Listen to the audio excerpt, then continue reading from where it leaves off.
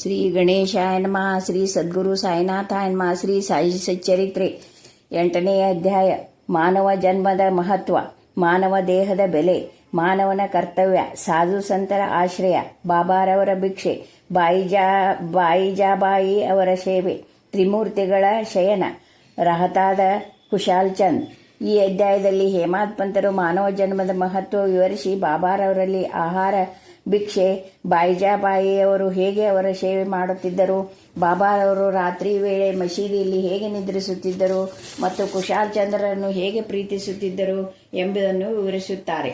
ಮಾನವ ಜನ್ಮದ ಮಹತ್ವ. ಪ್ರಪಂಚದಲ್ಲಿ ಅಂದರೆ ಸ್ವರ್ಗ, ಮರ್ತ್ಯು, ನರಕ, ಪಾತಾಳ, ಸಾಗರ, ಗಗನ ಮತ್ತು ಇನ್ನಿತರ ಲೋಕಗಳು ಸೇರಿ ಆ ಪರಮಾತ್ಮನು ಕೋಟಿಗಟ್ಟಲೆ ಪ್ರಾಣಿಗಳನ್ನು ಮತ್ತು ಮಾನವರನ್ನು ಸೃಷ್ಟಿಸಿರುತ್ತಾನೆ. ಇವುಗಳಲ್ಲಿ ಪುಣ್ಯವೇ ಪ್ರಧಾನವಾಗಿದ್ದ ಜೀವಿಗಳು ಸ್ವರ್ಗವನ್ನು ಸೇರಿ ತಮ್ಮ ಕರ್ತವ್ಯದ ಫಲವನ್ನು ಅನುಭವಿಸಿದ ನಂತರ ಮರ್ತ್ಯು ಲೋಕಕ್ಕೆ ಬರುತ್ತವೆ. ಯಾವುದರಲ್ಲಿ ಪಾಪವೇ ಪ್ರಧಾನವಾಗಿರುವುದೋ ಅವು ನರಕಕ್ಕೆ ಹೋಗಿ ತಮ್ಮ ಕರ್ಮಾನುಸಾರ ನರಕಯಾತನೆ ಅನುಭವಿಸುತ್ತವೆ. ಪಾಪ ಪುಣ್ಯಗಳು ಸಮತೂಗಿದಾಗ ಅವು ಭೂಲೋಕದಲ್ಲಿ ಮಾನವ ಜನ್ಮವನ್ನು ಪಡೆಯುತ್ತವೆ. ಈ ಒಂದು ಜನ್ಮದಲ್ಲಿ ನಮಗೆ ಪರಮಾತ್ಮನು ಮುಕ್ತಿ ಪಡೆಯಲು ಅವಕಾಶ ನೀಡುತ್ತಾನೆ. ಪಾಪ ಪುಣ್ಯಗಳಿಂದ ಮುಕ್ತರಾದವರಿಗೆ ಮೋಕ್ಷ ದೊರಕುತ್ತದೆ. ಆತ್ಮಗಳು ತಮ್ಮ ಕರ್ಮಾನುಸಾರ ಪುನರ್ಜನ್ಮ ತಾಳುತ್ತವೆ. ಮಾನವ ದೇಹದ ಬೆಲೆ. ನಮಗೆ ತಿಳಿದಿರುವಂತೆ ಆಹಾರ, ನಿದ್ರೆ, ಭಯ ಮತ್ತು ಮೈಥುನ ಸಂಬಂಧ ಇವು 4 ಸಮಸ್ತ ಸೃಷ್ಟಿಗಳಿಗೂ ಸಾಮಾನ್ಯ. ಆದರೆ ಮಾನವನಿಗೆ ಯಾವ ಜನ್ಮದಲ್ಲಿಯೂ ಸಾಧ್ಯವಾಗದಂತಹ ಪರಮಾತ್ಮನನ್ನು ಹೊಂದಬಹುದಾದ ವಿಶೇಷವಾದ ಜ್ಞಾನದ ಸೌಲಭ್ಯವಿದೆ. ಆದ್ದರಿಂದಲೇ ದೇವತೆಗಳಿಗೂ ಕೂಡ ಮಾನವನ ಈ ಶಕ್ತಿಯನ್ನು ಕಂಡರೆ ಅಸೂಯೆ. ಮಲ, ಶ್ಲೇಷ್ಮ, ಆಮ್ಲ ಮತ್ತು ಕೊಳೆ ಇವುಗಳಿಂದ ಕೂಡಿದ ಮತ್ತು ರೋಗ ರುಜಿನಗಳಿಗೆ ಬಲಿಯಾಗಿರುವ ಈ ಮಾನವ ಜನ್ಮದಂತಹ ಕೆಟ್ಟ ಜನ್ಮ ಇನ್ನಾವುದಿದೆ ಎಂದು ಕೆಲವರ ಅಭಿಪ್ರಾಯ. ಇದು ಸ್ವಲ್ಪ ಮಟ್ಟಿಗೆ ನಿಜವೇನೋ ಹೌದು. ಈ ನ್ಯೂನತೆಗಳೊಳಗೊಂಡಿದ್ದರೂ ಸಹ ಮಾನವ ಜನ್ಮಕ್ಕೆ ಮಹತ್ವ ಹೆಚ್ಚು. ಏಕೆಂದರೆ ಮಾನವನಿಗೆ ಜ್ಞಾನವನ್ನು ಪಡೆಯುವ ಶಕ್ತಿ ಇದೆ. ಮಾನವನು ಈ ದೇಹದ ಮತ್ತು ಪ್ರಪಂಚದ ತಾತ್ಕಾಲಿಕತೆ, ಇಂದ್ರಿಯ ಭೋಗಗಳಲ್ಲಿ ಜಿಗುಪ್ಸೆ, ಸತ್ಯ ಮತ್ತು ಮಿಥ್ಯದ ಸಾಮ್ಯತೆ ಇವುಗಳನ್ನು ತುಲನೆ ಮಾಡಿ ಆ ಪರಮಾತ್ಮನನ್ನು ಹೊಂದಲು ಸಹಾಯಕವಾದ ಜ್ಞಾನವನ್ನು ಹೊಂದಬಹುದು. ಮಾನವ ಜನ್ಮ ಮಲಮಯ ಎಂದು ಉದಾಸೀನರಾದರೆ ಆ ಪರಮಾತ್ಮನನ್ನು ಹೊಂದುವ ಸೌಲಭ್ಯ ಕಳೆದುಕೊಳ್ಳುತ್ತಾರೆ.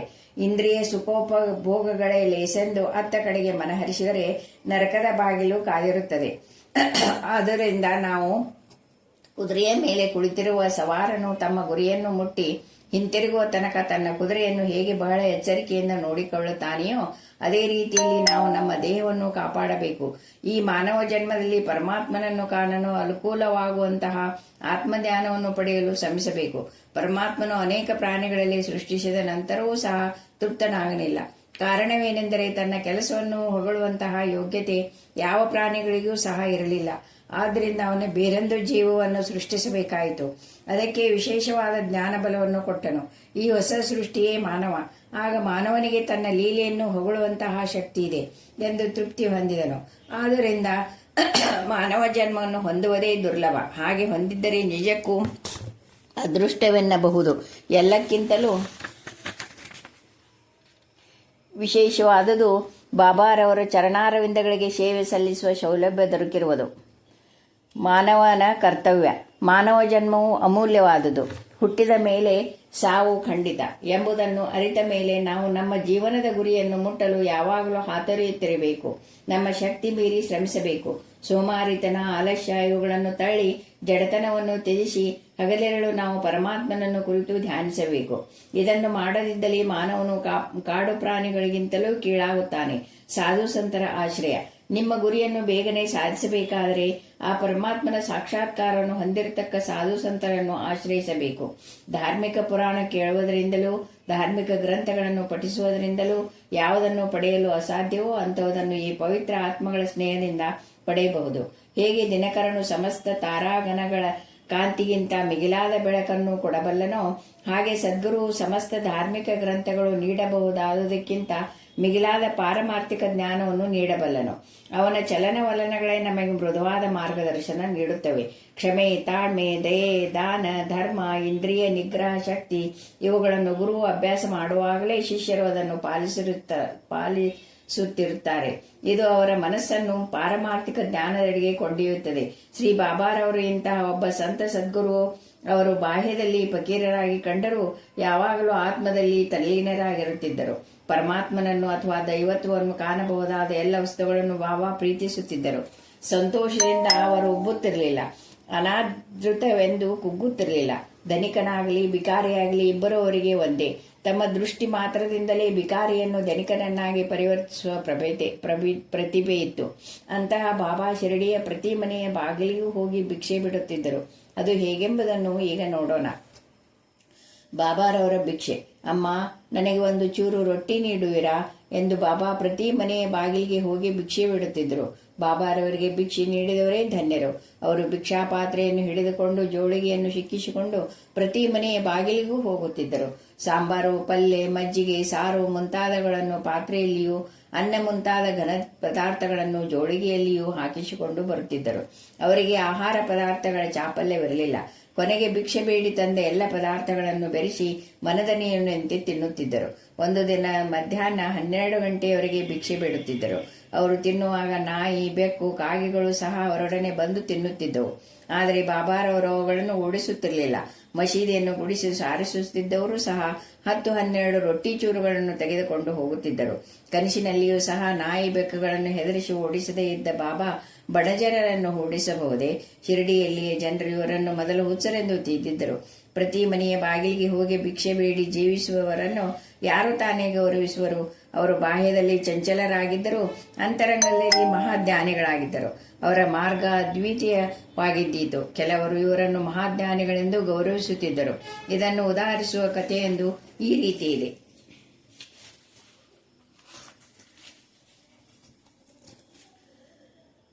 ಬಾಯ್ಜಾಬಾಯಿ ಅವರ ಸೇವೆ. ತಾತ್ಯಾ ಕೋತೆಯವರ ಮಾತೆ ಬಾಯ್ಜಾಬಾಯಿಯವರು ಸ್ವಲ್ಪ ರೊಟ್ಟಿ, ನೀರು ತೆಗೆದುಕೊಂಡು ಕಾಡಿಗೆ ಪ್ರತಿದಿನವೂ ಹೋಗುತ್ತಿದ್ದರು. ಸ್ವಲ್ಪ ಹೊತ್ತು ಅಲೆದ ನಂತರ ಈ ಫಕೀರನನ್ನು ಸಂಧಿಸುತ್ತಿದ್ದರು. ಹೀಗೆ ಸಂದರ್ಶಿಸಿದ ತಕ್ಷಣ ಅವರಿಗೆ ಎಲೆ ಹಾಕಿ ಊಟಕ್ಕೆ ಬಡಿಸುತ್ತಿದ್ದರು. ನಂತರ ಬಲವಂತ ಮಾಡಿ ಊಟ ಮಾಡಿಸುತ್ತಿದ್ದರು. ನಿಜವಾಗಿಯೂ ಅವರ ನಂಬಿಕೆ, ಸೇವೆ ಅಗಾಧವಾಗಿದ್ದಿತು. ಈ ಸೇವೆಗೆ ಪ್ರತಿಫಲವಾಗಿ ಅವರ ಮಗನಿಗೆ ಬಾಬಾ ಅಮೂಲ್ಯ ಆಶೀರ್ವಾದ ಕೊಟ್ಟರು. ತಾಯಿ ಮತ್ತು ಮಗ ಇಬ್ಬರಿಗೂ ಬಾಬಾರವರೆಂದರೆ ಪಂಚಪ್ರಾಣ. ಬಾಬಾರವರು ಅನೇಕ ಸಾರಿ ಅವರಿಗೆ ಈ ತಿರುಕನೇ ದೇವರ ಅವತಾರ ಎಂದು ಹೇಳುತ್ತಿದ್ದರು. ಸ್ವಲ್ಪ ದಿನಗಳ ನಂತರ ಬಾಬಾರವರು ಕಾಡಿನಲ್ಲಿ ನೆಲೆಸುವುದನ್ನು ಬಿಟ್ಟು ಊರಲ್ಲಿ ಬಂದು ನೆಲೆಸಿದರು. ನಂತರ ಬಾಯ್ಜಾಬಾಯಿ ಅವರಿಗೆ ಕಾಡಿನಲ್ಲಿ ಅಲಿಯುವ ಕಷ್ಟ ತಪ್ಪಿತು. ತ್ರಿಮೂರ್ತಿಗಳ ಶಯನ. ಯಾರ ಅಂತರಾತ್ಮದಲ್ಲಿ ಪರಮಾತ್ಮನು ವಾಸಿಸುವನೋ ಅಂತಹ ಸಂತರೇ ಧನ್ಯರು. ಇಂತಹ ಸಂತರ ಸತ್ಸಂಗವನ್ನು ಹೊಂದುವ ಮಾನವರು ನಿಜಕ್ಕೂ ಅದೃಷ್ಟಶಾಲಿಗಳೇ ಸರಿ. ತಾತ್ಯಾ ಕೋತೆ ಮತ್ತು ಭಗತ್ ಮಾಸಾಪತಿಯವರು ಸಾಯಿಬಾಬಾ ಅವರ ಸಂಪರ್ಕ ಹೊಂದಿದ್ದರು. ಸಾಯಿಬಾಬಾರವರು ಸಹ ಅವರಲ್ಲಿ ಅತ್ಯಂತ ಪ್ರೀತಿ ಇಟ್ಟಿದ್ದರು.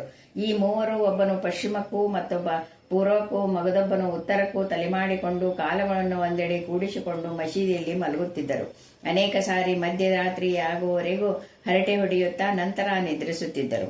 ಒಬ್ಬನು ನಿದ್ದೆ ಮಾಡಲು ಆರಂಭ ಮಾಡಿದರೆ ಮತ್ತೊಬ್ಬನು ಎಚ್ಚರಗೊಳಿಸುತ್ತಿದ್ದನು. ಉದಾಹರಣೆಗಾಗಿ ತಾತ್ಯಾ ನಿದ್ರಿಸಿದರೆ ಬಾಬಾರವರು ಕೂಡಲೇ ಎದ್ದು ಅವನನ್ನು ಅಲುಗಾಡಿಸಿ ಎಚ್ಚರಿಸುತ್ತಿದ್ದರು. ಮಾಯಿಲ್ಸಾಪಾತಿ ನಿದ್ರಿಸಿದರೆ ಅವರನ್ನು ಅಮುಕಿ ಎಚ್ಚರಿಸುತ್ತಿದ್ದರು. ಈ ರೀತಿ 14 ವರ್ಷಗಳವರೆಗೆ ತಾತ್ಯಾರವರು ತಮ್ಮ ಮನೆಯನ್ನು ಬಿಟ್ಟು ಬಾಬಾರವರನ್ನೇ ಮಸೀದಿಯಲ್ಲಿ ಮಲಗುತ್ತಿದ್ದರು. ಬಾಬಾರವರ ಪ್ರೇಮ ಮತ್ತು ದಯೆ ಇವುಗಳನ್ನು ವಿವರಿಸಲು ಯಾರಿಂದ ಸಾಧ್ಯ? ತಾತ್ಯಾರವರು ತಮ್ಮ ತಂದೆಯು ಕಾಲವಾದ ನಂತರ ಪ್ರಪಂಚದ ಭಾರ ಹೊರಬೇಕಾಗಿದ್ದುದರಿಂದ ಮನೆಯಲ್ಲಿ ಮಲಗಹತ್ತಿದರು. ರಹತಾದ ಕುಶಾಲ್ ಚಂದ್. ಬಾಬಾರವರಿಗೆ ಶಿರಡಿಯ ಗಣಪತ್ ಕೋತೆಯವರೆಂದರೆ ಬಹಳ ಪ್ರೀತಿ.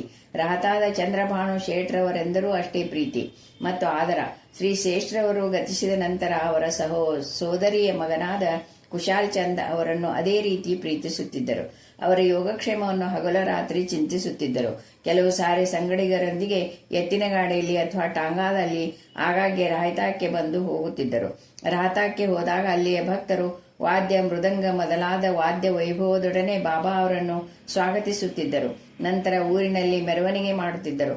ಕುಶಾಲ್ ಚಂದ್ರು ಬಾಬಾರವರನ್ನು ಮನೆಗೆ ಕರೆದುಕೊಂಡು ಹೋಗಿ ಆದರಾತಿಥ್ಯ ಮಾಡುತ್ತಿದ್ದರು. ಅಲ್ಲಿ ಸ್ವಲ್ಪ ಕಾಲವಿದ್ದ ನಂತರ ಶಿರಡಿಗೆ ಹಿಂತಿರುಗುತ್ತಿದ್ದರು. ಶಿರಡಿಯು ರಾಹತಾ ಮತ್ತು ನಿಮ್ಗಾಂವ್ಗಳಿಗೆ ಸಮ ದೂರದಲ್ಲಿದೆ. ಬಾಬಾ ತಮ್ಮ ಜೀವಮಾನದಲ್ಲಿ ಈ 2 ಹಳ್ಳಿಗಳಿಂದಾಚೆ ಹೋಗಿರಲಿಲ್ಲ. ಅವರು ರೈಲು ಬಂಡಿಯನ್ನು ನೋಡಿಯೇ ಇರಲಿಲ್ಲ. ಆದರೆ ಅವು ಬರುವ ಕಾಲ, ಹೊರಡುವ ಕಾಲ ಎಲ್ಲ ತಿಳಿದಿರುತ್ತಿದ್ದರು. ಶಿರಡಿಯಿಂದ ಹೊರಡುವ ಸಮಯದಲ್ಲಿ ಬಾಬಾ ಅವರ ಆಜ್ಞಾನುಸಾರ ವರ್ತಿಸಿದವರಿಗೆ ಪ್ರಯಾಣ ಸುಗಮವಾಗುತ್ತಿತ್ತು. ಉಳಿದವರಿಗೆ ಎಡರು ತೊಡರುಗಳು ಸಾಮಾನ್ಯವಾಗಿ ಸಂಭವಿಸುತ್ತಿದ್ದವು. ಈ ವಿಚಾರವನ್ನು ಮುಂದಿನ ಅಧ್ಯಾಯದಲ್ಲಿ ನೋಡೋಣ. ಶ್ರೀ ಸಾಯಿ ಪ್ರಣಾಮ.